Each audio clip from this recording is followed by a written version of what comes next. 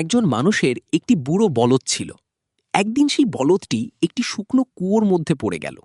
মানুষটি ভাবতে লাগলো, এত ভারী বলদকে এই গভীর কুয়ো থেকে কিভাবে তোলা যায়। ঠিক তখন গ্রামের আরও কিছু লোক এসে তাকে পরামর্শ দিতে লাগলো। তারা বলল, এই বুড়ো বলদকে তুলে এনে তুই আর কি করবি? এখন তো এটা তোর কোনো কাজেই লাগে না। তার চেয়ে কুয়োর উপর মাটি ফেলে দে, সব শেষ হয়ে যাবে।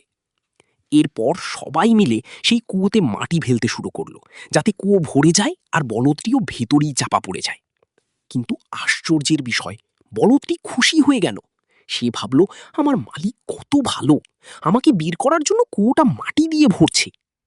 যখনই তার উপর মাটি পড়ত, সে সেই মাটি শরীর থেকে ঝেড়ে ফেলত এবং সেই মাটির উপর পা রেখে একটু একটু করে উপরে উঠতে থাকত। এভাবে করতে করতে একসময় পুরো কুয়ো মাটি দিয়ে ভরে গেল, আর বলদটিও ধীরে ধীরে উপরে উঠে বাইরে বেরিয়ে এলো। ঠিক এভাবেই যখন তুমি মানুষের কোনো কাজে লাগবে না, বা যখন তুমি সমস্যার মধ্যে পড়বে, তখন অনেকেই তোমাকে আরও নিচে চাপা দেওয়ার চেষ্টা করবে। কিন্তু তুমি যদি বুদ্ধি আর বিবেক দিয়ে কাজ করো, তাহলে কেউই তোমাকে দমিয়ে রাখতে পারবে না। যদি এমন গল্প ভালো লাগে, তাহলে লাইক দাও, ফলো করো। আরও এমন মোটিভেশনাল গল্প পেতে।